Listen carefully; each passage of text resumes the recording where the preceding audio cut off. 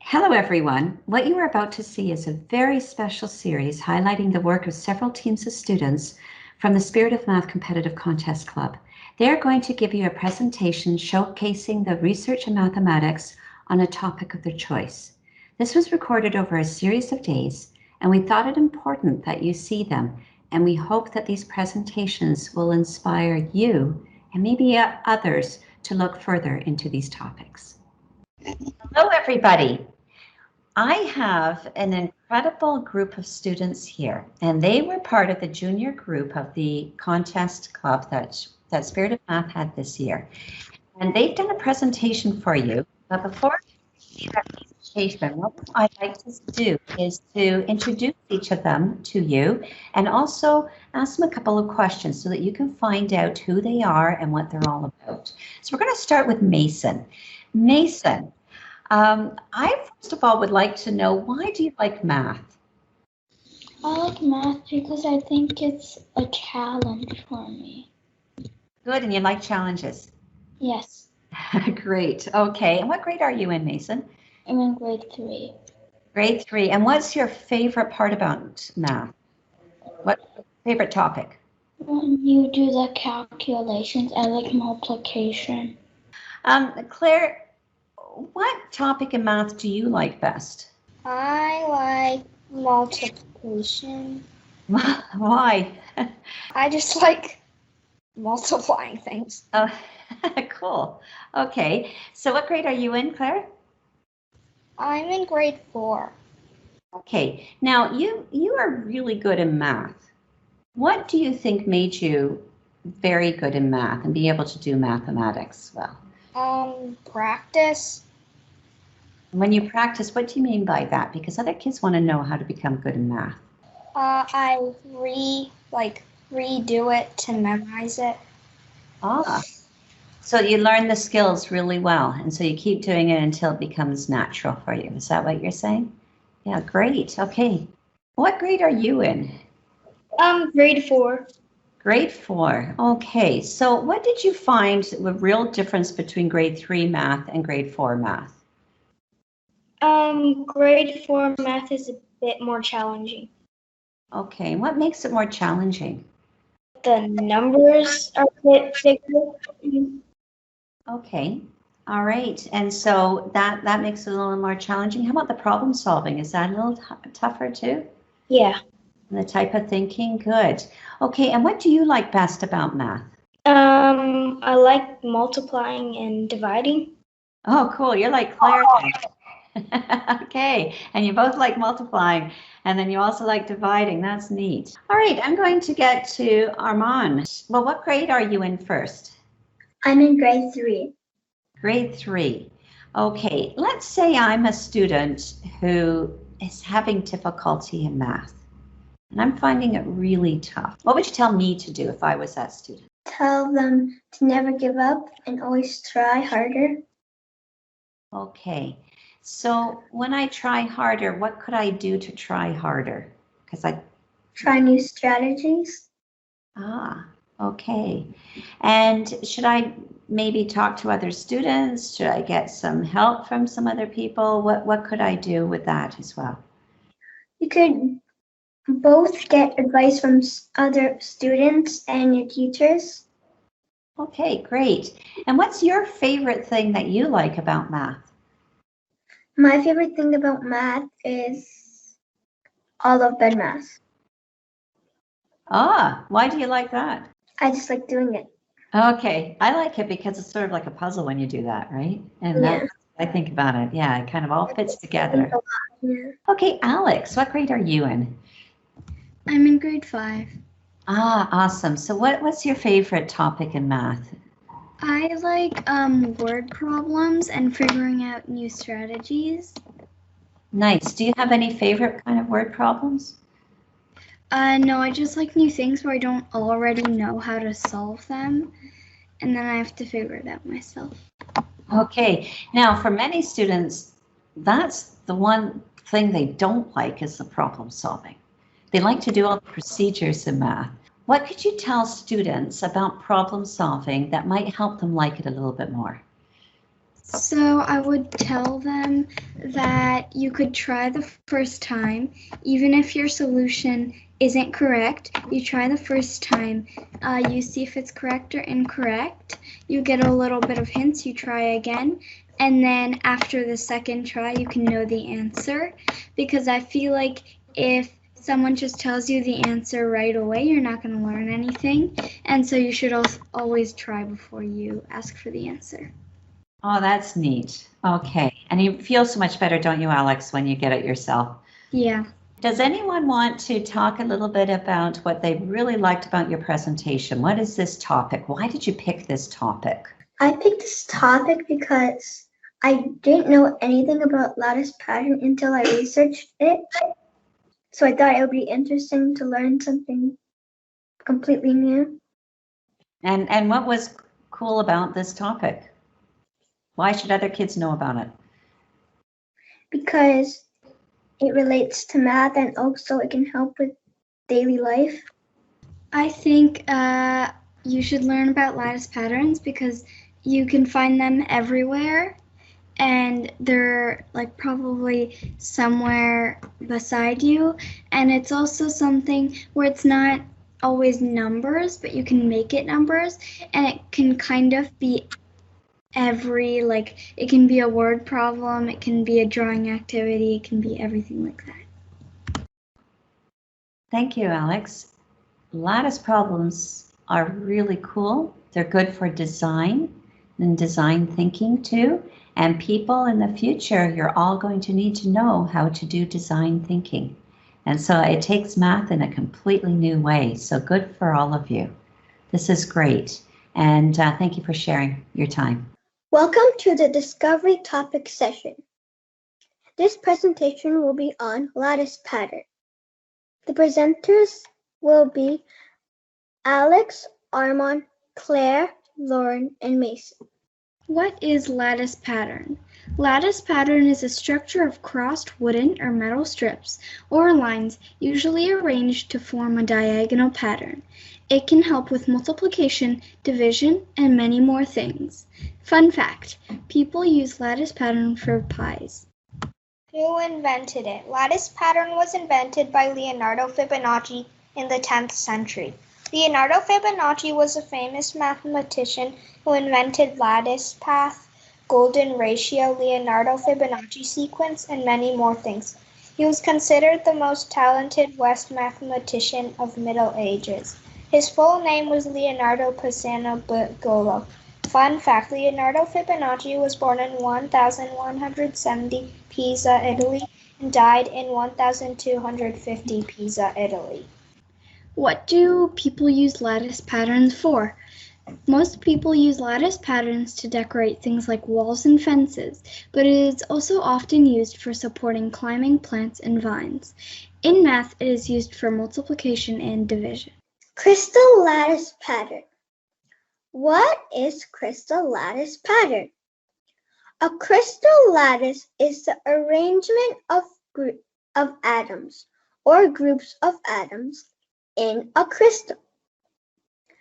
Crystal lattice structure. As we look at the structure of a crystal lattice, remember the patterns of arrangement of each point, as well as their symmetry. Crystal lattice sites are only viewed microscopically and are invisible to the naked eye. Crystal lattice symmetry. Translational symmetry occurs when an object moves or translates at a certain distance in a certain location. For example, let's say you would like to build a patterned wood floor. You lay one style of wood down diagonally every 20 inches. All crystals have translational symmetry in 3 directions, but some have other symmetry elements as well. Lattice structure. A crystal structure is a description of the ordered arrangements of atoms, ions, or molecules in a crystalline material. Molecules, ions, and atoms are what a lattice structure is made from. Molecules and atoms are very small. Example: there are more than 9 trillion atoms in a penny. How lattice patterns help us with architecture. Architecture makes the building strong and stable. Architecture pattern designs will help reduce global warming and save energy. One lattice pattern game is Sudoku, which is made to test your brain. Example: use numbers 1 to 4. Vertically, horizontally, cube 4 squares. No repeat of the same numbers. Try it and see how you do. Sudoku is a very hard game. Facts about lattice multiplication. What is lattice multiplication? Lattice multiplication is a multiplication method that uses a grid to multiply two numbers. When was it invented? It was invented in India in the 10th century and was later adopted by Fibonacci in the 14th century. Lattice multiplication. How to do lattice multiplication? I will give an example. 23 times 35. In order to do 2 by 2 lattice multiplication, first draw a 2 by 2 grid. And then write down your digits on the top, 2 and 3, and right side, 3 and 5 of the grid. Next, draw diagonal lines from the top right corner to the bottom left corner in every box, and extend the lines a little further at the bottom. The triangle in the upper corner is for the tens digit, and the other one is for the ones digit. Then multiply the digit in the upper corner to the digit in the lower corner and write it in the boxes. Last, add all the digits in the diagonal columns and you have the answer. So, 23 times 35 equals 805. Lattice division. I will show how to do lattice division. I will use 831 over 6 as an example. To do 3 by 1 division, draw 3 boxes diagonally. Next, write down 8, 3, and 1 on top of each box and 6 on the side. Now draw a diagonal line across each box. Now do 8 divided by 6. The answer is 1 remainder 2. Write 1 in the top square and 2 in the bottom.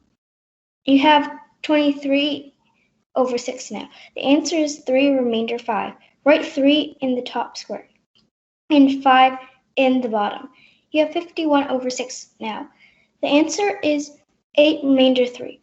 Write 8 in the top square and 3 in the bottom in order to find the answer. Look at the top triangles and the remainder is in the very bottom triangle. So the answer is 138 remainder 3.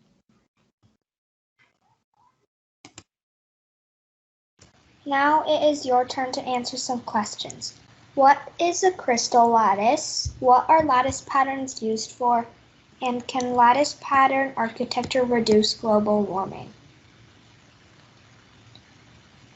Here are some answers. A crystal lattice is the arrangement of atoms or groups of atoms in a crystal. It can help with multiplication, division, and many more things. And yes, architecture can reduce global warming. Lattice pattern fun activity. Try to draw a lattice pattern.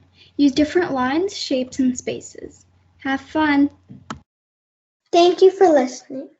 We hope you now know many things about lattice pattern.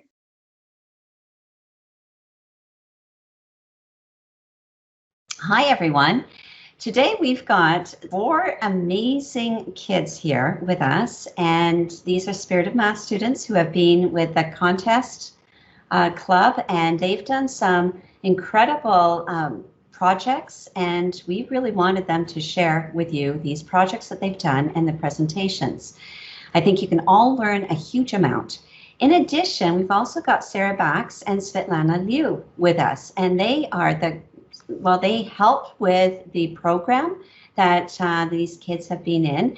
And I'd just like to ask you first, before we talk to all the kids, let's just talk to the adults really quickly. And I was just wondering if you could just give us a little bit of background on why this program was started, and maybe a little bit about what you saw with the kids.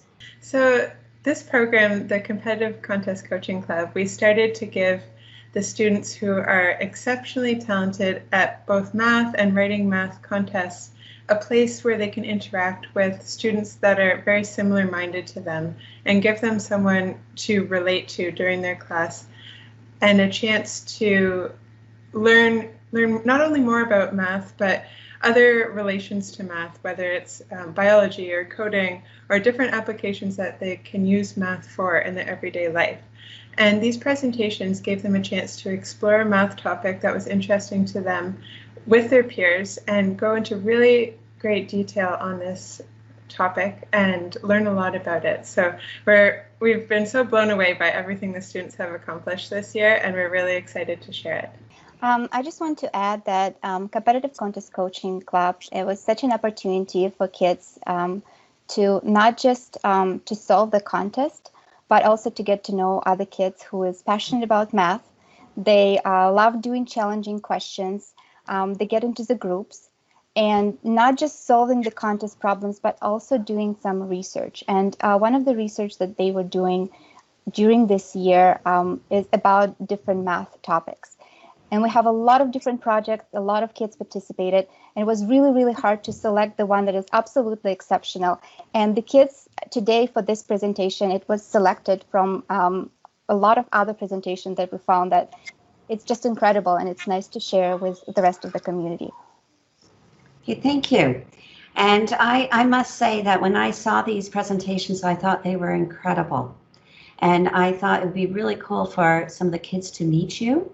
So I think I'm going to start with you, Kyle. Can you tell the kids out there why you picked the topic, what topic you picked and why you picked it? Yeah, we picked planar graphs because, well, I'm not sure about everyone else, but I mean, I just find this topic interesting on my own, you know. Anything that's like geometry and closely related is difficult, so I wanted to pick something kind of like that to challenge myself. And can you tell us is there any one little cool thing about you that you think others should know about? On top of math, I am semi-addicted to reading. Oh, okay, great. Okay, thanks. Okay, Alexandra, how about you? Why did you pick this topic, and what do you think the other kids who are watching your presentation will really think is kind of cool? What should they be looking out for? Yeah, same as me. I thought it was a really interesting topic. I also thought the practical applications for it were really huge. And if mathematicians learn more about planar graphs, it could have huge implications and everything. So I thought it was a really interesting topic. And kind of same as Kyle, I think geometry is kind of hard for me, so I wanted to do something to challenge myself. Okay, so how did you find about all the information when you were looking at this up, Alexandra? So I had a number of different sources. I think I went onto some universities' websites and they had some papers on it and things like that. So if other kids wanted to find out more, where should they go? So our group prepared a big bibliography with all of our different sources there, so I'd say just check out those, and they're great places to learn more about planar graphs. And is there anything else that you would like to share? Maybe something else about you that? I like drumming. Oh, neat. Maybe that could be another time. Good job. Okay, Anton, why this topic? So I chose planar graphs because it has a lot of real-life applications, such as subway systems and network of components on a chip. Okay, so if kids were interested in that, and you're talking about subway systems, maybe they're interested in subway systems, but what has math got to do with that? So, for example, if there are a lot of lines, planar graphs can be used to make sure that the least possible number of lines intersect. Because two lines intersect, lines that make tracks cross over the tracks should be at different depths below the ground, and that is expensive. Ah, good. So as a kid, your age, do you think you could help solve some problems with what you've just learned? Yes. That's really good. Anton, can you tell us a little bit about yourself and why? So I like math and chemistry. I had started coding recently, and this year I participated with my club in many competitions, and I got good results. Good for you. And what do you like in chemistry? Experiments. Are there any in particular? I used to teach chemistry too. For example, I like the Cola Mentos fountain. Ah. It got up to the, and I tried it on my backyard. My highest was over 2 meters high. Really? Okay, that would be something else to maybe watch and see you do. That would be neat. Araman, what is your favorite topic in math and why do you like math so much? I like all of math. It's really hard to choose my favorite topic. Although I think my favorite topic is graph theory, which inspired me to choose this topic over all of the others. And I really like math because, as everyone else said, there's a lot of real life examples, but also math is like the core of everything. Well, you know, I agree with you, and everything consists of mathematics. And when you consider that and you really understand that, that's huge. So if you've got a good understanding of math and you like to discover it, then all of a sudden the world is open to you and to see math and everything, right? So I've got one more question for each of you, and you're each going to answer this really quickly. All right? Sure. So what's the one thing that you would recommend to other kids so that they could become really good in math? What could they do? Think about it for a minute. Let's start with you, Anton. First, kids can start doing some challenging and interesting problem, and they should never give up. When you solve a problem, it's very fun. And when you're solving a problem, it's fun. Great advice. Kyle. When you make a mistake, don't just shake it off. Don't let it go. Use it as fuel for your drive, and use it to ensure that you keep on trying hard on math. Thank you, Kyle. That's good advice too. Araman. I would say start with the basics of math. Take it step by step. Keep on practicing with what you learn. I think writing math contests really helps you. And never give up. And if you give a mistake, like Kyle has said, never shake it off. Use it as understanding, even if you have to go back to the first thing that you learned and start again. And be patient. That's one of the key things. Thank you. Alexandra.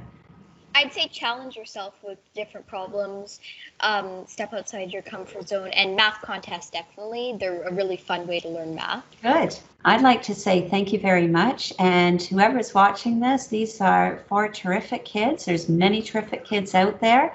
Here's 4 of them, and they've got some great insights. So I hope you really enjoy what they've got to show you. Thank you very much, all 4 of you. Welcome to Discovery Topics presentation. This presentation is about planar graphs. It will be presented by Anton, Araman, Alexandra, and Kyle. There are a lot of connections in our life. They include roads and rail tracks, phone lines and the internet, electronic circuits, molecular bond, and social networks between friends and families. Some of these connections are shown in the pictures. In mathematics, all of these examples can be represented as graphs. This is not to be confused with the graph of a function. Graph theory is the study of graphs and their properties. It is one of the most exciting and visual areas of mathematics. It has countless important applications. Let's start with the history of graphs. The history of planar graphs begins with the history of graph theory. Early graphs, formed by a set of vertices and a set of edges, can be traced as far back as ancient Egypt in the context of games and ancient Rome in the context of genealogical family trees. However, the foundation stone of graph theory was laid by Euler in 1746 by solving a puzzle called the Königsberg Seven-Bridge Problem. Königsberg is an old city that lies on the Pryjul River. It is now Kaliningrad, Russia. The Pryjul River surrounds an island and separates it into several parts connected by 7 bridges. The problem involved finding a way to walk through the city such that every bridge would be crossed once and only once. You can see the pictures of the bridges of Königsberg. Attempts to solve the problem had always failed. However, in 1736, one of the leading mathematicians of the time, Leonhard Euler, published a solution to the problem that no such walk is possible. Euler gave a general method for other problems of the same type. The mathematical model constructed for the problem is known as the graph model of the problem. You can see it on the right. The points A, B, C, and D are called vertices, the line segments are called edges, and the whole diagram is called a graph. The Königsberg Bridges problem required a path that crossed each edge only once. A circuit is a path in which all the vertices and edges are distinct, except for the last vertex that is the same as the first. A circuit that passes for all of the vertices of a graph is said to be a Hamiltonian circuit, and graphs that have such a circuit are called Hamiltonian. William Rowan Hamilton, one of the greatest mathematicians of his era, one of his most intriguing discoveries is that which he termed Zykosine calculus. Zykosine calculus is a non-commutative algebra that involves paths and the graphical representation of the regular dodecahedron. A famous puzzle involving Hamiltonian circuits is the Knight's Tour problem. In the game of chess, knights are allowed to move 2 units in one direction, parallel to an edge of the board, followed by 1 unit in the perpendicular direction. The problem is to move a knight in such a way that it lands on each of the 64 squares of the chessboard once and only once, and returns to its starting position. This is a Hamiltonian problem. Each square on the board is a vertex, and for each move by a knight, an edge is placed between the starting and ending squares, or vertices. In 1771, a method for finding a Knight's Tour was described by Alexandre van der Monde. Van der Monde's solution to the Knight's Tour is visible on the right. Early study of planar graphs is connected to the study of polyhedra. A polyhedron is a solid that is bounded by planar faces. The ancient Greeks discovered various mathematical properties of polyhedra and determined that only 5 regular convex polyhedra exist. They are tetrahedron, cube, octahedron, dodecahedron, and icosahedron. The shapes are on the right. A formula that connects the number of faces, edges, and vertices of a convex polyhedron was discovered. An important role in both discoveries was played by Descartes and Euler. René Descartes. The number of plane angles is equal to 2c plus 2a minus 4, where c is the number of faces and a is the number of solid angles, or point-like vertices. The number of plane angles equals twice the number of edges. The formula for polyhedra is sometimes called the Euler-Descartes formula. Leonhard Euler. Euler first conjectured his formula connecting the numbers of vertices, edges, and faces. Euler's intentions were to determine properties of solid figures analogous to properties concerning plane figures. The character of a polyhedron could be described not only in terms of its number of faces, but also by the number of lines and points on the surface of the polyhedron. Euler. The total number of plane sides should be equal to the total number of plane angles. The number of edges is equal to half the number of plane sides, given that 2 sides intersect to form 1 edge. The number of plane sides must always be an even number. Because each face must have at least 3 sides, Euler concluded that the number of plane sides is greater than or equal to 3 times the number of faces. The number of plane angles must be greater than or equal to 3 times the number of vertices. One of the most significant studies in the early history of planar graphs was the attempt to understand which graphs are planar and which are not. The free utilities problem, the brain teaser free utilities problem from 1913, was published in the Strand magazine. The task is to connect free houses to free utilities, water, gas, and electricity without crossing any of the connections. These are two pictures of the free utilities problem. The answer is that it is not possible, as visible in the picture on the right. A lot of new questions arose in the development of planar graphs. An electronic circuit has several nodes with connections between them. Is it possible to print that circuit on a single board such that none of the connections cross each other? It's possible to answer if we know about the planarity of graphs. A graph is said to be planar if it can be drawn on a flat plane without any of the edges crossing. In circuit boards, if the graph isn't planar, it means that two wires cross each other on a short circuit. These observations motivate the question of whether there exists a way of looking at a graph and determining whether it is planar or not. Planar graphs also play a central role in many problems in computational geometry. For example, the network of components on a chip. The components are represented by wires, and no two wires may cross without creating a short circuit. Options. The problem can be solved by treating the network as a graph and finding a planar representation of it. If we can connect them without resorting to another layer of traces, it will be cheaper to produce. Subway system expanding. Since each edge represents a subway line, the crossing of edges represents several subway lines that cross paths. Options. Either train tracks will need to cross, an engineering solution involving careful consideration of potentially conflicting schedules, the engineering of special tracks, constructing subway lines at different depths below ground. All these options are costly and challenging, so knowledge of planar graphs allows to find the most efficient way of construction. In theoretical computer science, there is a lot of research concerning planar graphs. Faster algorithms for finding shortest paths in planar graphs.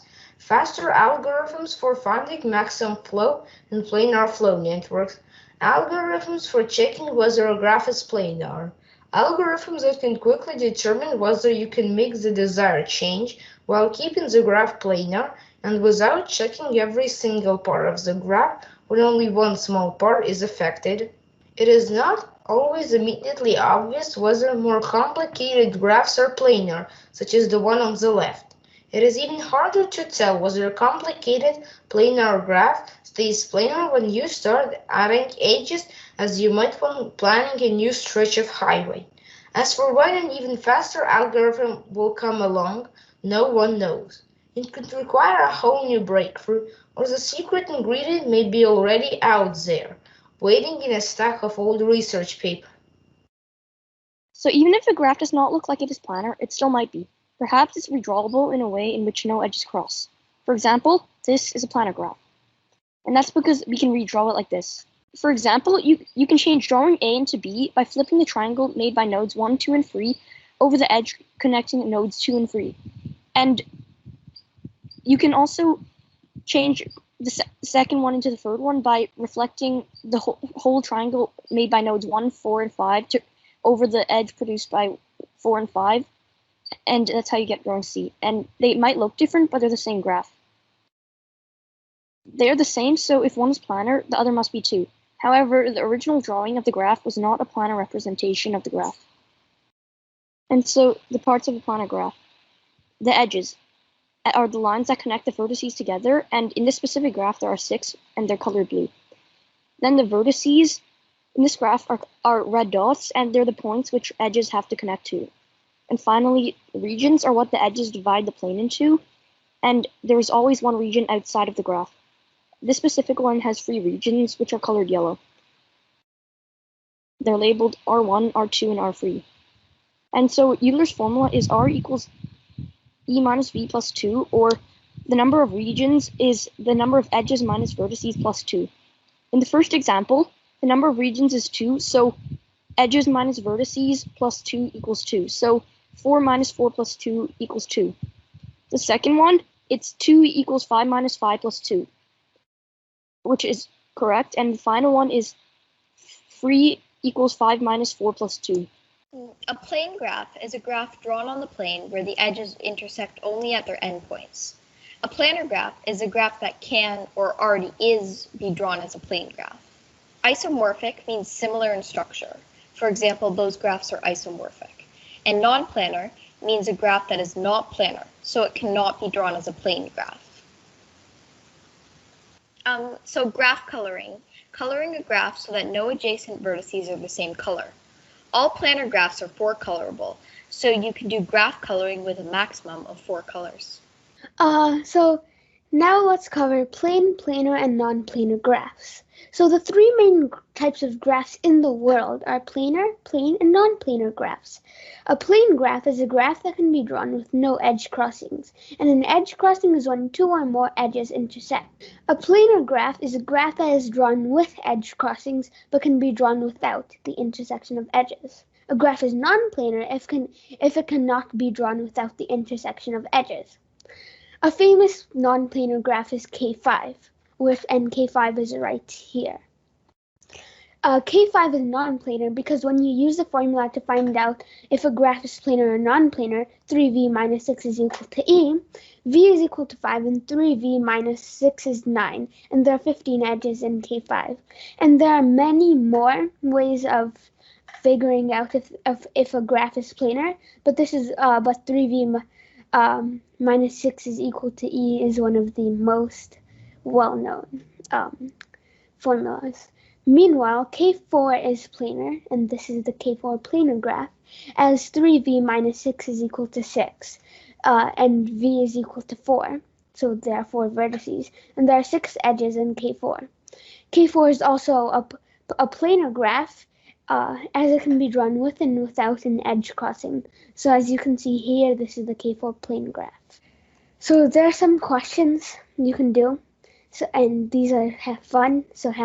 You can participate, try and solve them. So question 1, what can the image below this image be changed to make a plane graph? So A, nothing, the image is a plane graph.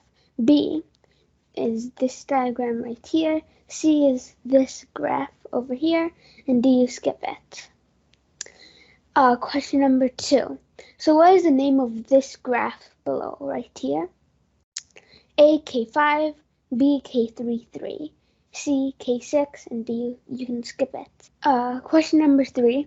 So the graph below right here can still be drawn differently, and it can be drawn as a plane graph.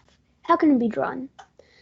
A, the plane graph cannot be drawn differently. B, this question itself is false. The image is non-planar. It cannot be drawn as a planar or plane graph. So C is this image right here, and D is this graph right here. Question number 4, what is Euler's identity in planar graphs? So A is v plus f minus e is equal to 70. B is v minus e plus f is equal to 2. C, v minus e plus f is equal to 2. And D, you can skip it. So question number 5, what is the difference between a planar graph and a plane graph? So A is a planar graph has no edges intersecting, and a plane graph has no edges intersecting as well. B, a plane graph does not have edge crossings. A planar graph has edge crossings but can be drawn without them. C, both plane and planar graphs have no edges intersecting, and D, you can skip it. So question number 6, what is the maximum number of edge crossings a K5 graph could have? A, 10, B, 15, C, 8, D, you can skip it. So the answer is A. Question number 7, what can a K33 graph be drawn on so it could be planar or plane? A, a cup, B, a bucket, C, a cube, D, an octahedron. So now here are the answers for the questions. So question number 1, the answer is C. As you can see, C is the only option in all of these that have no edges intersecting, making it a plane graph. B, the question is the graph below here is a K5 graph. Question number 3, the answer is C. As you can see, this is being reflected over this edge. So question number 4, the answer is C. V minus E plus F is equal to 2. There are many more formulas, but this is Euler's identity. Question number 5, the answer is B. A plane graph does not have edge crossings, and a planar graph does have edge crossings, but can be drawn without them. Question number 6, the answer is A, 10. So a K5 graph has 10 edges intersecting.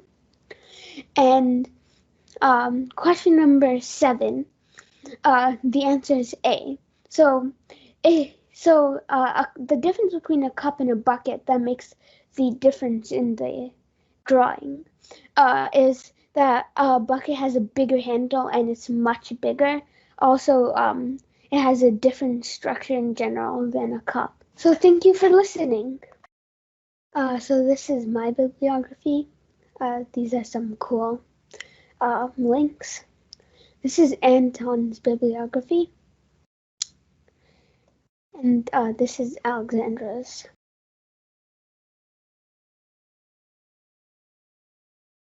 Hello, everybody. Today, what we have here is the intermediate group of students from our contest club. All right, so I'm going to start, first of all, with Andy. Andy, can you tell us what grade you're in right now? I'm in grade 7. So what interested you in this topic? Well, it's just the idea of numbers aren't like the standard numbers we look at, and more of a imaginary or things we can't physically see or mount. What do you think other kids would like about this topic? It's not like the normal numbers, so a lot of things aren't the same, and that might be interesting. Kyrillos, so what's your favorite topic in math? Problem solving. So what can you tell those kids who don't necessarily like problem solving so that they might start to like it a little bit? Problem solving's a fun puzzle, and there's a lot of pieces to it, and a lot of knowledge can be gained from it, and it could help you in the real world later on. Okay, great. Okay, thank you.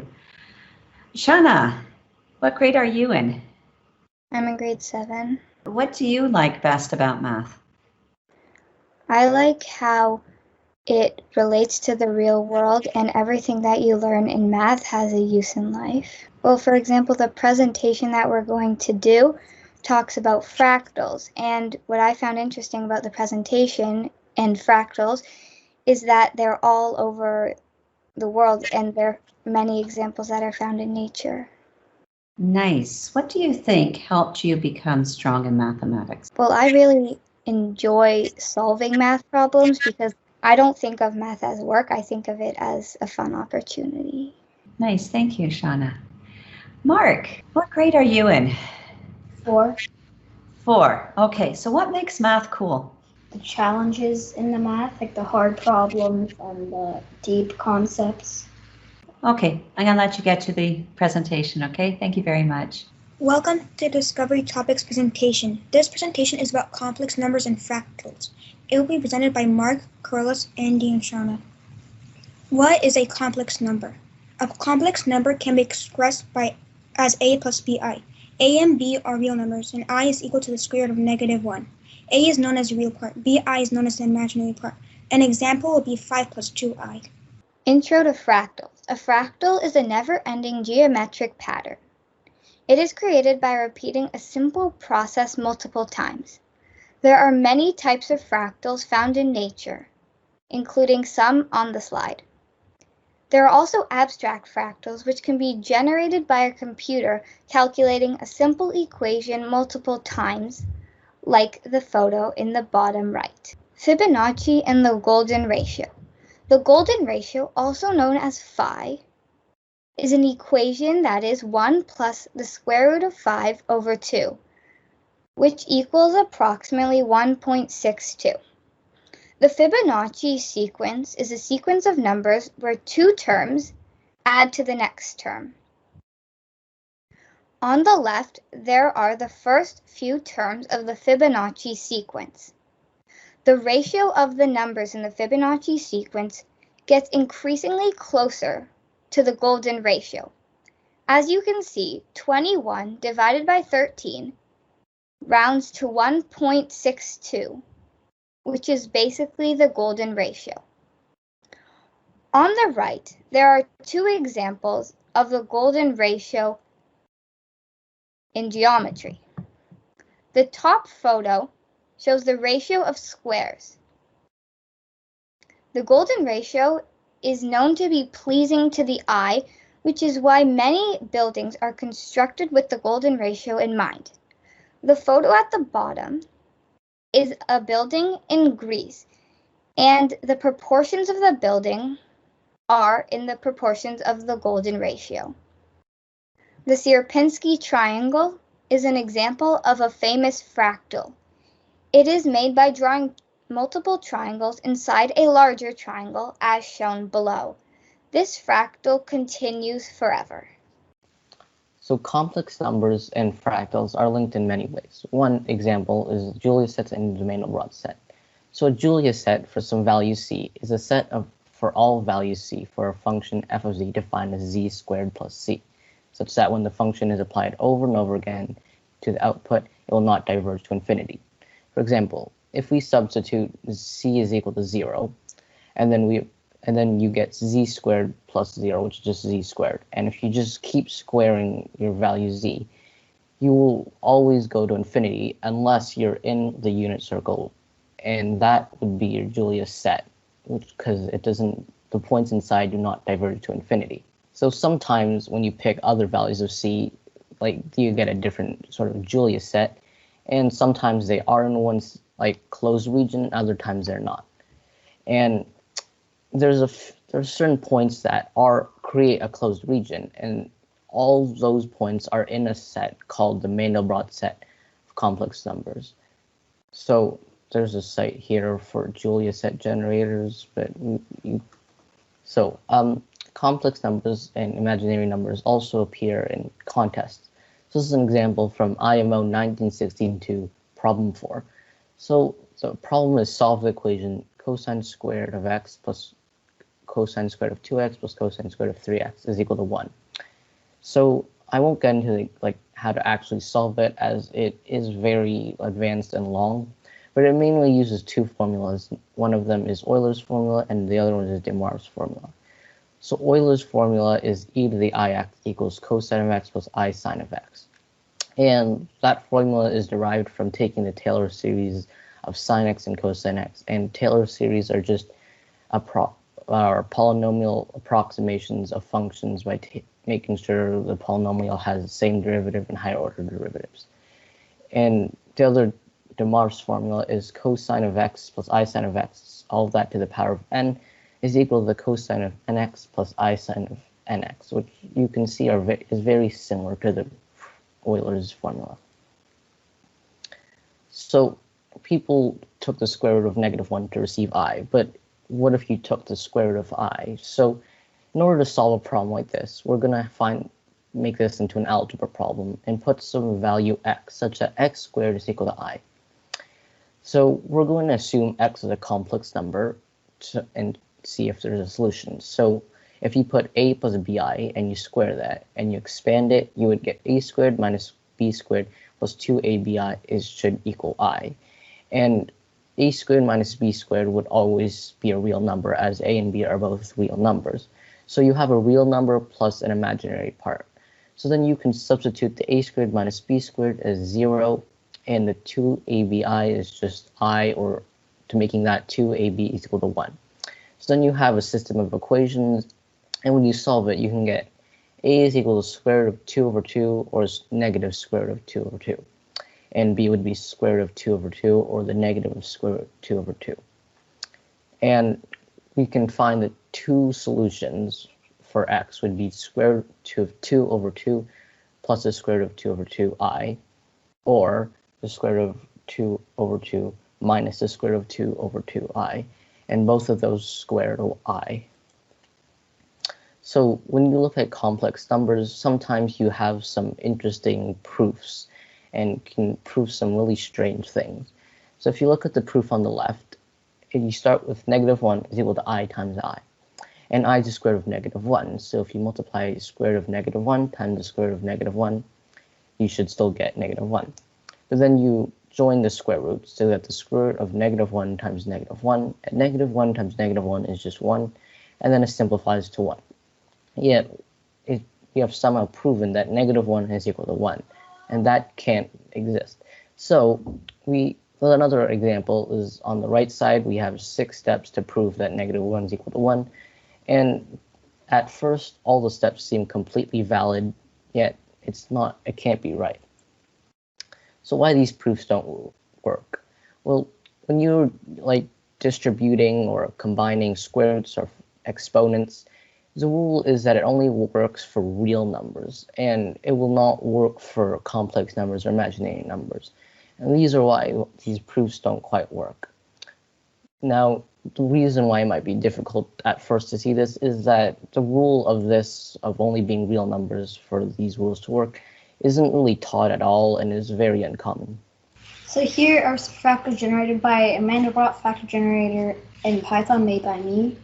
I used 2 equations. The first equation used is the equation for the Mandelbrot set itself, which is z of n plus 1 is equal to z of n to the power of a plus c, where c is the complex offset and a is the power of the set.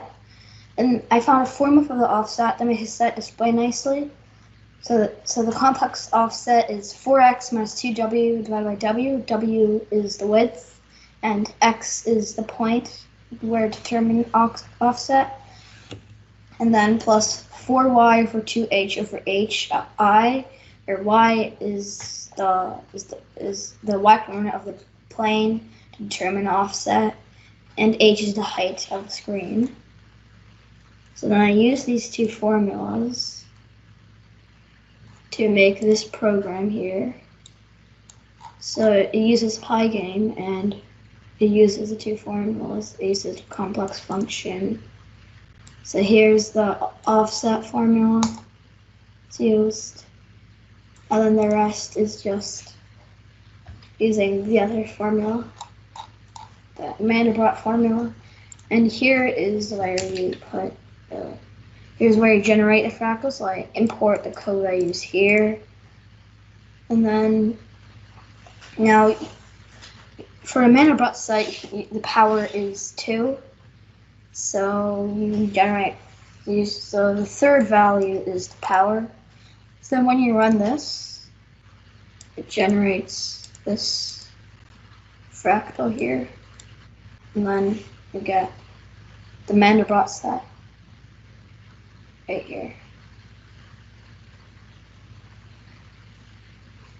And then you can try different powers, like if you put 5 as the power, standard Mandelbrot set, instead it'll look something like this.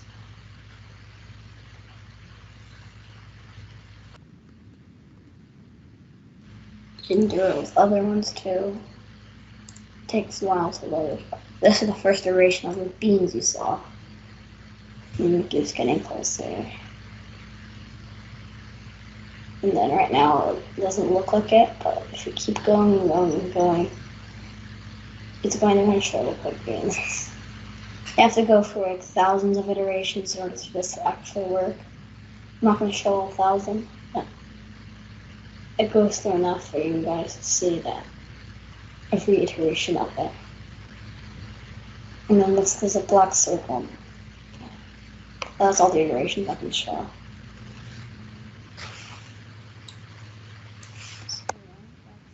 My fractal generator that I created in Python. Thank you all for our presentation.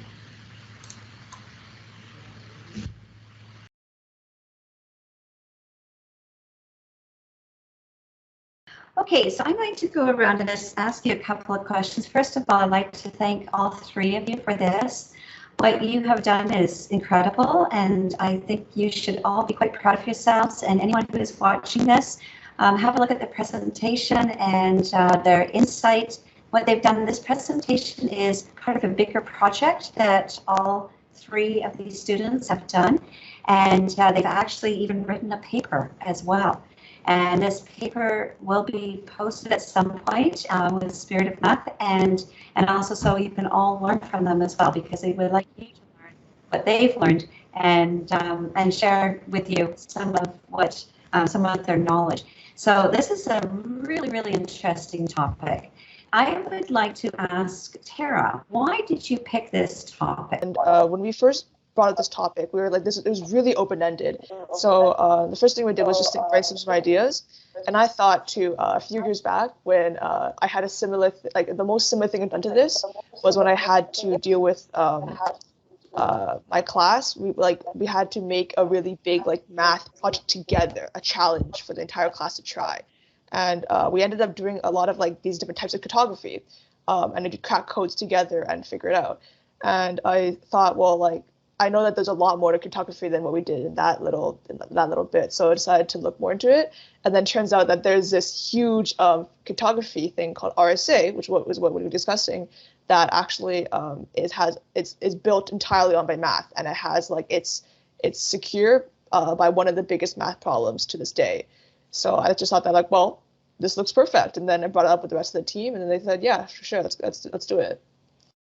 Cool. Okay. Ryan, what's really interesting in this? Well, what I think is the most interesting about RSA cryptography is the trapdoor function that is behind the security of the whole algorithm. It is the trapdoor function. It's based on the fact that it is very easy to multiply 2 large primes, but when you have a huge number that is the multiplication of 2 large primes, it takes an intense amount of energy and time to come back to the 2 primes. That's what I think is really interesting about this type of cryptography. It's very easy one way, but it's very hard the other way. So the kids watching this should be watching your presentation so they know what's that's all about a little bit more, right? Okay, great. Okay, so Carolyn, so when you were preparing for this presentation and writing this paper, what did you think was the hardest part of this?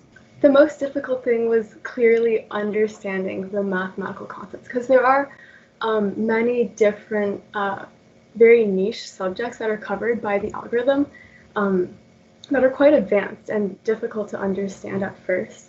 And so it took several months really for me to fully understand the mathematical algorithm, because there are so many intricacies there that require a lot of thinking, and then just letting it kind of sit in your brain until you fully understand how it works. Because a lot of different parts, it's almost like how does this actually decrypt the message? It's just a formula. But then when you understand the proof behind it, for instance, then you see finally why this works, and then why it's such a secure method of protecting sensitive information. So what grade are you in? I'm in grade 11. Grade 11. So the mathematics that's required for that, the actual math, can you do this like a regular grade 11 student? Would you be learning the math? Maybe not the thinking behind it, but the mathematics. I highly doubt you would. Maybe you would touch on modular arithmetic just as remainders, but you wouldn't go in so far to learn about Euler's totient function, for example. That's something that's very specific to the algorithm that, I don't think I'd ever cover in day school. Okay, so you all are smiling about this. You must be pretty proud of what you've done. Yeah, you should be. Okay.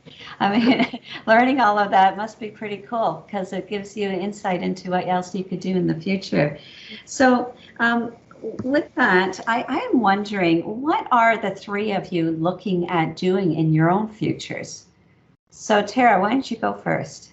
I am still pretty young, but I would say that I'm looking to become like an engineer in the future.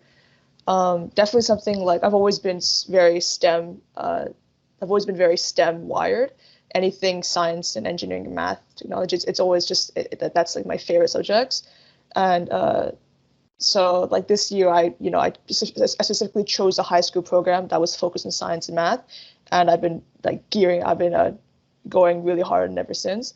And I'm really looking to get into like a prestigious university that really focuses on engineering and make some big innovation in the world. But that's really far away. I have like another 5 years before I graduate, right? So, I think. And just so everyone knows, what grade are you in? I'm in grade 8. Yeah. Okay. Ryan, how about you? What are you looking forward to? So I definitely like math and science a lot.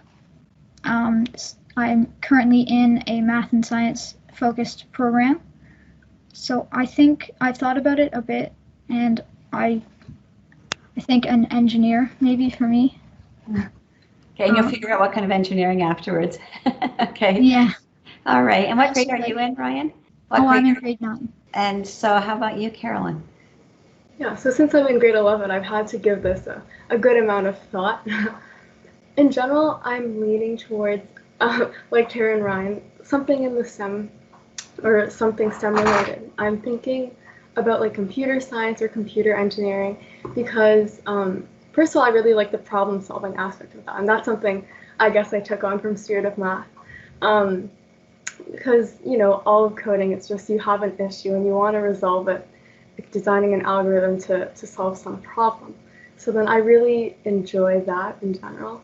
And I guess through like researching this discovery topic specifically, it's just seeing bridging the gap between just theoretical math and like real world applications. So math has always been something that's really interested me, and then getting to see how it plays out in the real world and how it has, real world applications and how it's making a difference in everyone's lives. That's been really interesting, and it's kind of reinforced that desire to go into something computer related. Yeah. Nice. Okay. I've got now some kind of a high level questions. And this is that this program is a very different atmosphere of learning and then a regular high school type of learning experience. How would you describe that? Ryan, can you just describe the difference and what happened in this program? Well, it is definitely different because normally we would meet formally once a month. In high school, of course, you meet every day, except for weekends. Also, it is math focused. High school is more, there are many more subjects. I would say that I really liked the contest club. I liked the environment. I liked learning about all the different math concepts. I did learn a lot. Just like in high school, I would learn a lot. Good. Okay. Yeah. So the difference then, Carolyn, from your perspective, having gone through most of high school right now. Yeah, because in high school math, you kind of just explore a lot of subjects. You just learn about it. You don't necessarily go into that much detail, and you don't have the freedom or the time to really explore further into a subject that might interest you. Whereas with the club, you get to pick a topic, you focus on it, and really explore and discover these details for yourself. And it's really it was really interesting to have this research opportunity, which you don't really get that in high school. It's just learning, but here it's learning. You're the one who's learning. You're the one who's finding the information, processing it, and then being able to reformat it as an explanation in a paper or a presentation. I just would like one more question then for all three of you. And this is, what advice would you give to kids who like math and want to pursue it more and improve in their own math. Maybe even those who don't like math. What piece of advice would you give? I think one good answer would be join Spirit of Math. Honestly, Spirit of Math is a great program, you know. You get to do so much problem solving stuff. Like, and it's not just about learning things. You get to learn by doing. You get to do a lot of different things, encounter different problems. And it really fosters that interest in mathematics, I think. And I guess the other thing would be, if you're interested in something or you're curious about something, go for it. Just research it and try and learn on your own time. And that's really beneficial, I guess, for you to learn. Thanks, Carolyn. That's really nice. Adding on to what Carolyn said, so I've been going to Spirit of Math since I was in kindergarten, literally, and you know, I love math and I'm still here and I love the program, so that must say something. But I guess what I'm saying is that Spirit of Math, I'll just highlight some good things about Spirit of Math that I think basically like everywhere, like all schools should adopt, because I think Spirit of Math has actually been like the one place where I've really learned any math ever. And it's not necessarily because of the content, it's kind of actually just how they do things. And I think just regular programs in school would really benefit from what we do here. So there's a lot more group work. They really focus on like discussion between kids.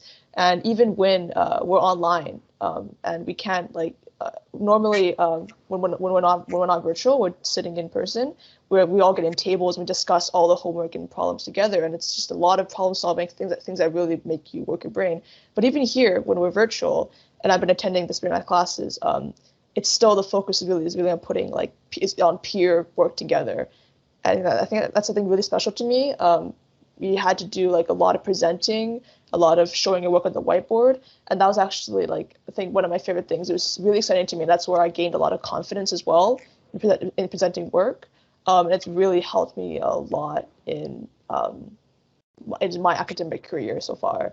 So I just think I really like how they focus a lot on again, like Carolyn said, you're not just being told to learn these things. You're actually applying it and really using it to talk with peers, present. It's just a lot. So I really hope that other normal school can start doing that as well for me. Thank you, Tara. That was really nice. What's interesting is we're actually using it in a program for students who are marginalized right now and having difficulty, and they're actually doing Spirit of Math. We have a special program going for them. They may not be at the grade level, but all of a sudden they're starting to teach their own classes in their regular school. Isn't that cool? So I really, it's interesting that you said the approach. Thank you very much. That was very nice. Ryan. Well, I think that exploring subjects deeper than just learning them and then just being done, because you can definitely learn a lot from different subjects if you dig deep. Great. Well, thank you all of you, and I'm really looking forward to seeing this presentation. And congratulations on being picked to do this presentation. This is pretty amazing. Welcome to the Discovery Topics presentation.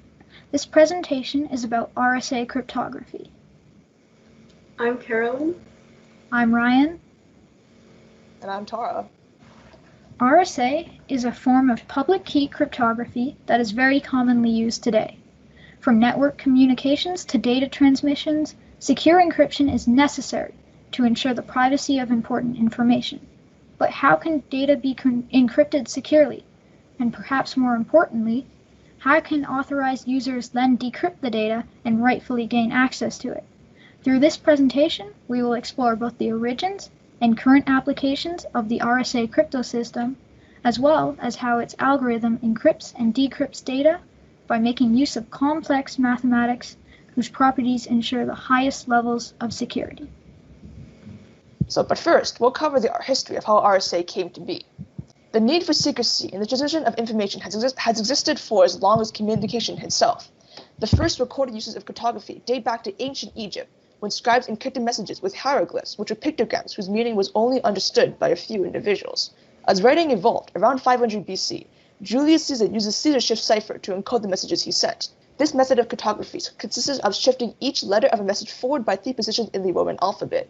To decrypt this message, the recipient would shift the letters back 3 positions. One of the most recognizable earlier forms of cartography is the Enigma rotor machine, which was widely used by Nazi Germany during World War II. Once the Allies managed to break the cipher used by the Germans, they were able to make sense of the knowledge transmitted through the German military, something that was significantly altered the course of the war. But up until the 20th century, sending messages through encryption faced a major problem: key distribution. In private key encryption, the same key is used for encrypting and decrypting the message. This key needs to be communicated between the sender and the receiver, but there's no way to securely send it without the chance of a third party intercepting it, gaining the ability to decrypt any ciphertext that were encrypted with that same key. The first idea to solve this issue came from an American cryptographer, Whitfield Diffie. He came up with the concept of public key cryptography, a method that would employ 2 different keys, the private key and the public key. The public key would be used to encrypt the message, whereas the private would be used to decrypt. Public key encryption reduces cybersecurity risks because users never need to transmit their private key. It uses a one-way function, meaning that it is easy to compute in one direction, but near impossible in the opposite direction without special key. However, secure one-way functions are remarkably hard to find, as Diffie would realize. He was only able to propose the concept. It would be a year before a group of scientists managed to create the first secure public key algorithm, known as RSA. So named after its 3 inventors, RSA is a form of public key cryptography that was developed by Ronald Rivest, Adair Shamir, and Leonard Adleman at MIT in 1977. Building off of Diffie's work, they sought to develop a one-way function to ensure the security of encrypted data transmission. Over the course of 1 year, they had generated 42 failed attempts at creating a satisfactory one-way function. Finally, in 1977, the trio discovered what would become known as the RSA algorithm. The general idea of RSA cryptography can be described as follows. So, Alice and Bob, 2 friends, wish to pass a treasure chest among themselves. Bob has a padlock, which would act as his public key, and a key to his lock, which is his private key. So suppose Alice wants to send Bob some treasure one day. Using the concept of RSA algorithm, Alice first asks Bob to give her his open padlock. Then Alice places the treasure inside the chest and locks it with Bob's padlock. She sends the chest back to Bob, who is able to open it because he owns the key. Since Bob's personal key is never exchanged throughout the entire process, a third party cannot open the chest, even if they manage to intercept it. Now we must carry out this relatively simple idea with a complex, robust, and secure mathematical implementation. The RSA algorithm consists of 4 steps. First, the receiver's public key is generated. Then the receiver's private key is generated. Now, whenever the sender wishes to send a message, they encrypt their message by converting it into a number M, then further encrypting it into the ciphertext C. The ciphertext is then sent to the receiver, who uses their private key to decrypt it and retrieve the message. Now we will go through each step in detail. The public key is the component of the encryption that is publicly distributed and available. This means that anyone can use the public key to send its owner a message, much like how Bob's open padlock is free to be used by anyone. The public key consists of 2 parts: N, the product of 2 large prime numbers P and Q, and E, a number which is relatively prime to 5n. An important aspect of the security of RSA is the large size of the prime numbers P and Q, which are tens or even hundreds of digits long. The receiver can easily compute the product of P and Q to obtain the value of n, yet given n, it is incredibly difficult to break it down into its prime factors P and Q. As you can see from the graphs, the time required to prime factor a large number increases exponentially as the size of the number increases, eventually reaching time periods spanning decades or even centuries. Because of this, we consider the computation of n as P times Q to be a one-way function. Now, you may be wondering why exactly the prime factorization of n is such an important component of the RSA algorithm. To answer this, we must first understand Euler's totient function. For a positive integer k, phi of k returns the number of integers between 1 and k, which are relatively prime to it, meaning their GCD is 1. For example, phi of 5 would be 4, since 1, 2, 3, and 4 are each relatively prime to 5. Now, we'll take a look at 2 quick practice questions. First, what is phi of 10? Phi of 10 is 4, since 1, 3, 7, and 9 are each relatively prime to it. Next, what is phi of 11? Well, phi of 11 is 10, since every number less than 11 is relatively prime to it. Do you notice anything here, especially for phi of 5 and phi of 11? Maybe you notice that if r is a prime number, then phi of r will be r minus 1. Recall the definition of a prime number. The only factors it has are 1 and itself, meaning that every number less than r is relatively prime to it. So phi of a prime number is 1 less than that number. Another property of Euler's totient function is that phi of k is equal to phi of a times phi of b when k is equal to a times b and the GCD of a and b is 1. Now, if we add that a and b are both prime numbers, we can combine these first two properties, which gets us that phi of k is equal to a minus 1 times b minus 1. To tie this all back to our discussion of RSA, if we think back to how we obtained n as a product of the prime numbers p and q, we can rewrite the phi function of n as phi of n is equal to phi of p times phi of q. Even further, because we know that p and q are both prime numbers, we can rewrite this as phi of n is equal to p minus 1 times q minus 1. As a result, the value of phi of n is dependent on knowing p and q, since finding it through the formula we just discussed is the only realistic way to compute phi of n given how large the numbers are. Throughout the RSA algorithm, phi of n will come up, especially in the generation of the receiver's private key, which requires the highest levels of security. Phi of n even comes up in the creation of the second component of our public key, e. E is selected to be relatively prime to phi of n. However, the randomness of e is not incredibly important because it is publicly available. In practice, e is generally chosen to be 2 to the power of 16 plus 1, which equals 65,537. This value is large enough to maintain a good level of security, but not so large as to impair the efficiency of the algorithm. With that, we have the two components of the receiver's public key, which we can imagine as the open padlock that they give to others who can then use it to send them messages. Next is the computation of the receiver's private key, D. Referring back to our Alice and Bob analogy, the private key is like Bob's personal key that he can use to unlock messages sent by Alice or anyone else. We call this the private key because it is only known to the receiver and is never publicly distributed. As we mentioned earlier, RSA is a form of asymmetric cryptography, since the public and private keys are asymmetric or non-identical. So if a third party intercepts a message, they are unable to decrypt the message without the private key. D is the modular multiplicative inverse of E mod phi of n. This may sound complicated, but it just means that DE is congruent to 1 mod phi of n. And now that we've brought up modular arithmetic, it's a good time to take a quick detour and explore some more about modular arithmetic, which is very important to RSA. In essence, modular arithmetic is a way to find the remainder when one number is divided by another. If x is congruent to y mod z, then x and y have the same remainder when divided by z, and are said to be congruent. So, for example, 36 is congruent to 8 mod 7, since both 36 and 8 have a remainder of 1 when divided by 7. Take a look at these basic properties of modular arithmetic shown on screen.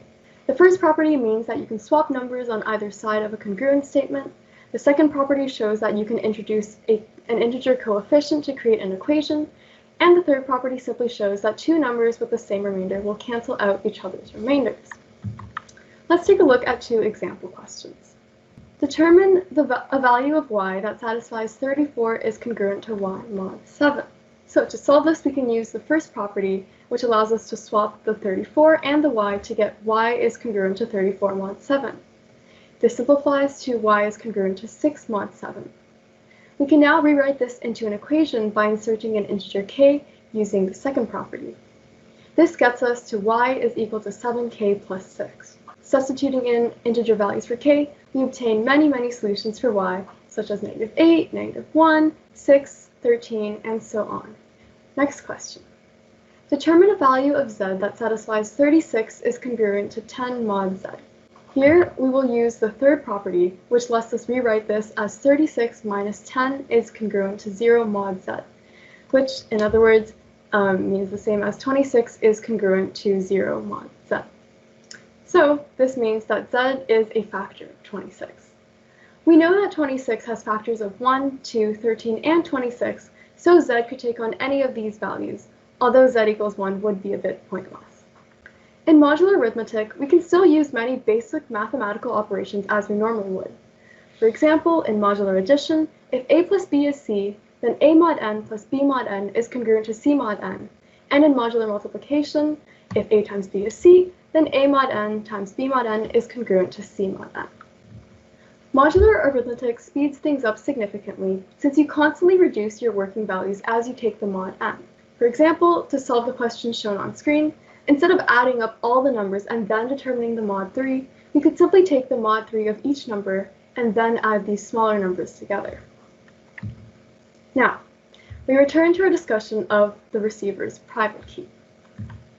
Given the properties of modular arithmetic, we can take the private key formula and substitute in an integer k. Given the properties of modular arithmetic, we can take the private key formula and substitute in an integer k, then rearrange the equation to get DE minus K5N is equal to 1. The receiver knows the values of 5N and E, so these can be substituted into the equation.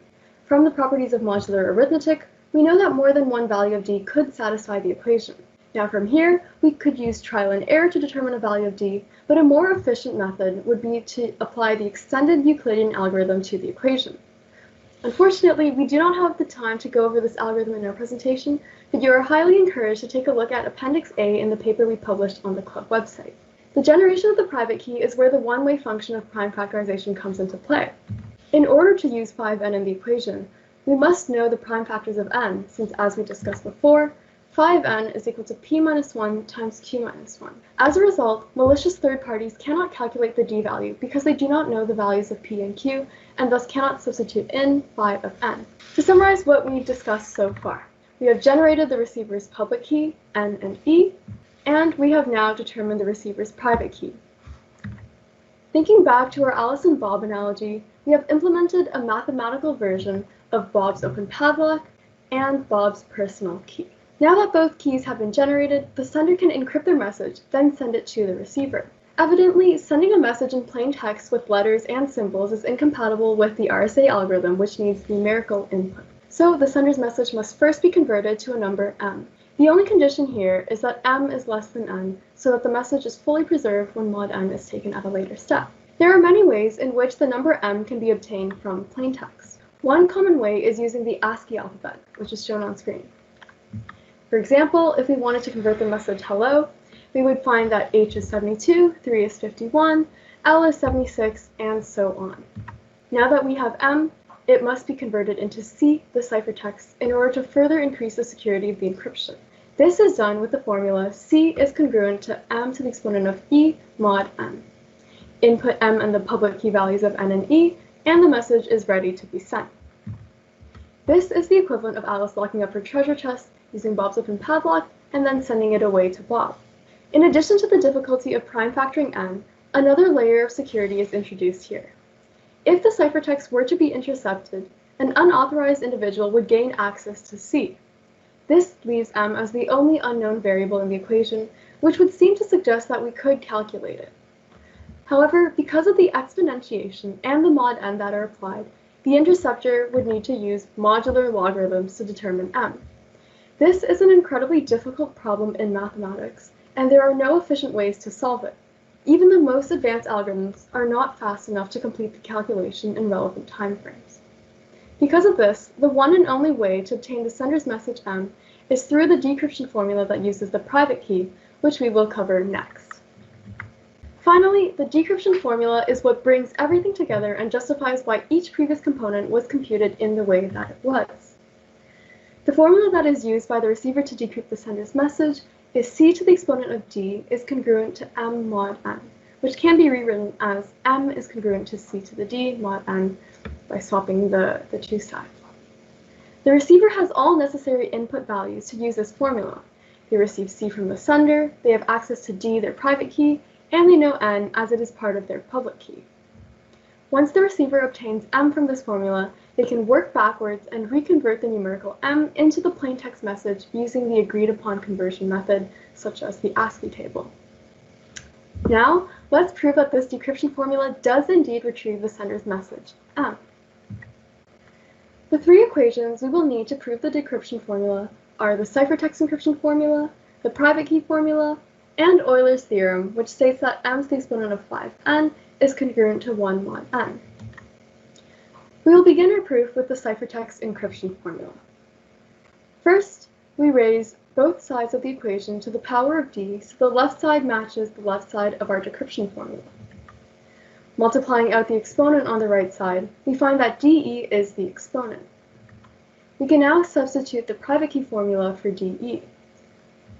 Using the properties of exponents, we can break this up into m to the exponent of 1 times m to the exponent of k phi n mod n.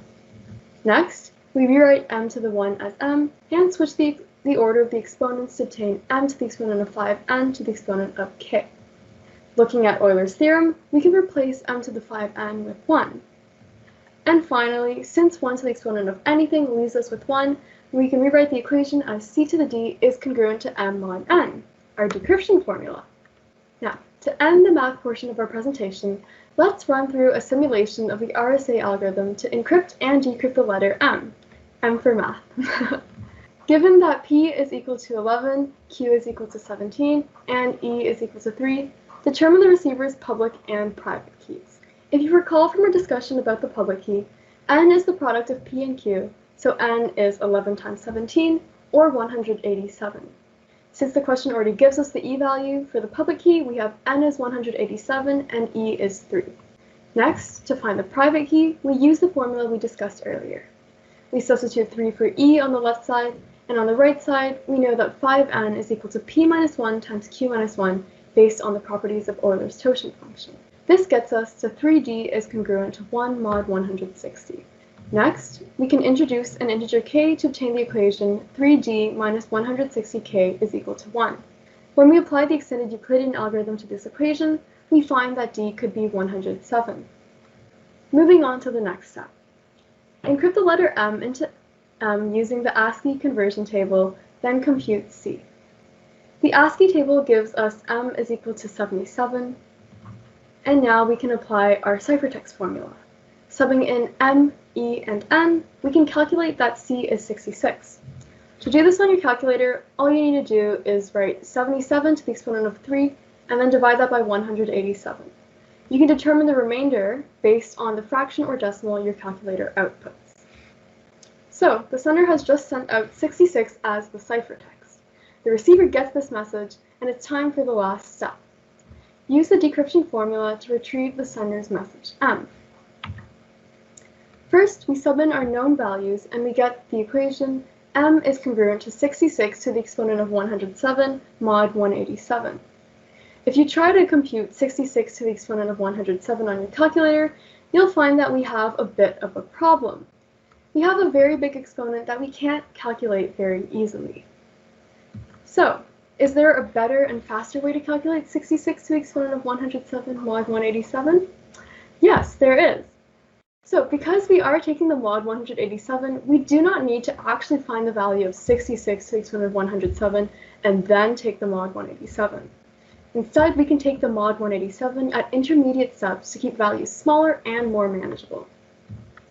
The algorithm we will use to do this is called fast modular exponentiation.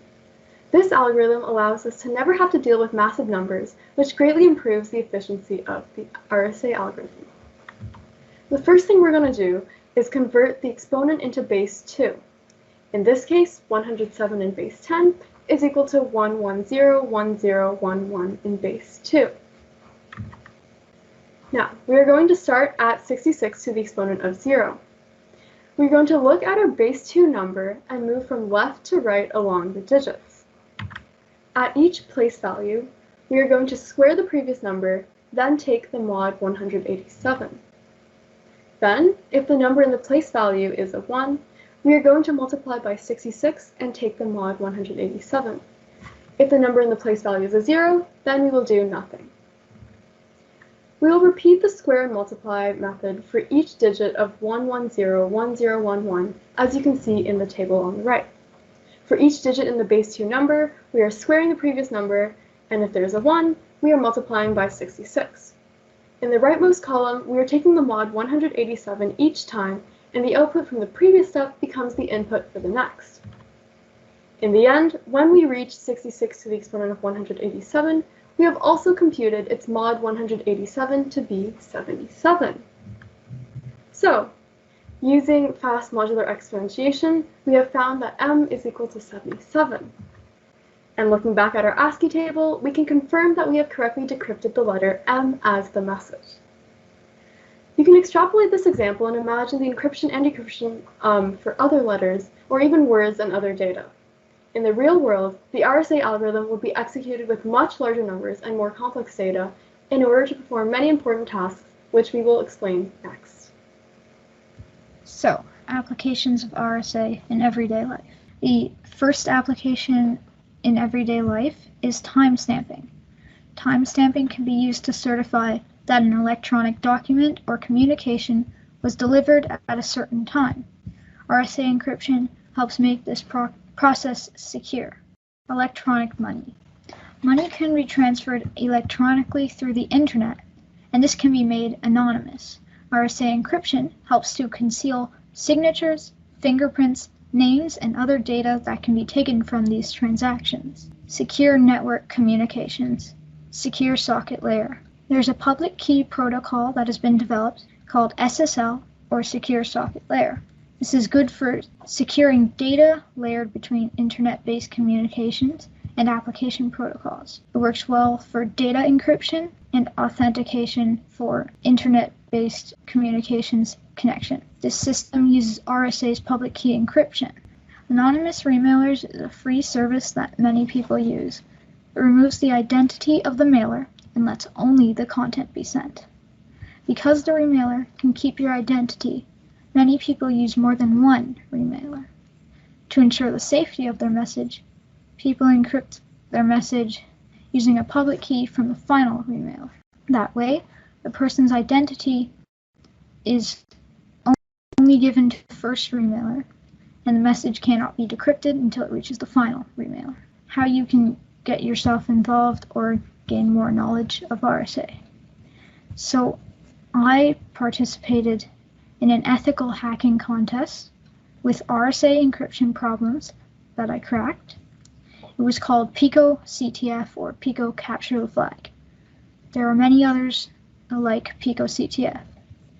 It helped me understand RSA encryption better, and I used many tools like prime factorization, ASCII converters, base16 and base64 converters, and many more.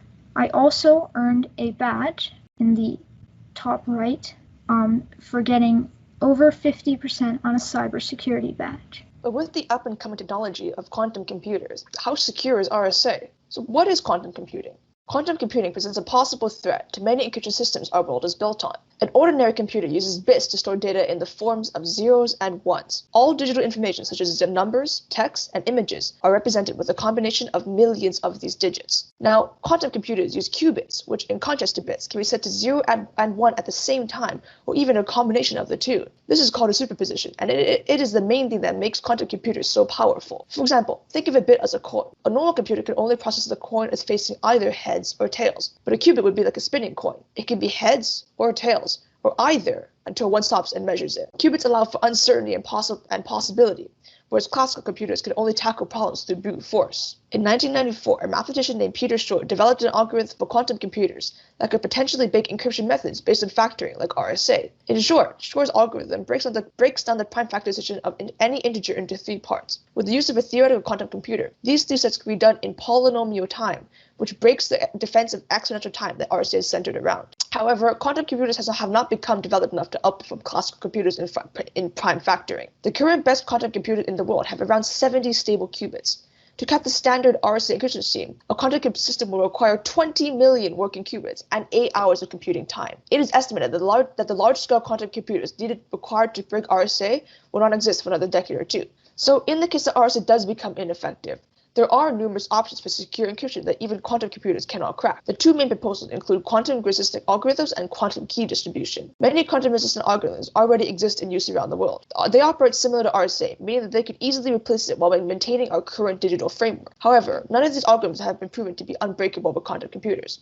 With still so little known about quantum mechanics, it is impossible to say whether such an algorithm could even theoretically exist. As of right now, security experts note that bit lengths could simply be increased to increase encryption strength. Another option is to use quantum mechanics against itself. In the world of quantum physics, subatomic particles behave in such a way that even simply observing them will change their structure. So let's go back to an example with a lock and key, except this time, a very fragile plate is the message. Quantum key distribution sends photons through a fiber optic line to generate a key. Now, if a third-party hacker attempts to intercept this key exchange, the photons are affected, or destroyed, and the recipient will know that the key isn't secure. This is unbreakable in theory, but will require expensive new infrastructure, and it is also extremely slow. New technology may be needed in the future to combat quantum computing, but for now, our encryption methods are safe. This presentation has covered the origins of public key cryptography, the applications of RSA, and the mathematical functions that make it secure enough to be implemented in global digital security. RSA represents an example of how math can be used in groundbreaking ways to benefit society. Its simple concept, yet ingenious execution of a trapdoor function is arguably the first and best of its kind, continuing to be one of the most widely used crypto systems to date. While the development of quantum computing in our rapidly progressing technology could render the algorithm futile, RSA will remain a key milestone in cryptography. Thank you for listening to our presentation. I hope you liked it. This concludes our presentations from our students from our Competitive Contest Club. I hope you have enjoyed them and that they have inspired you to do more research on your own or to reach out to your own teachers and find out more about these topics. Thank you.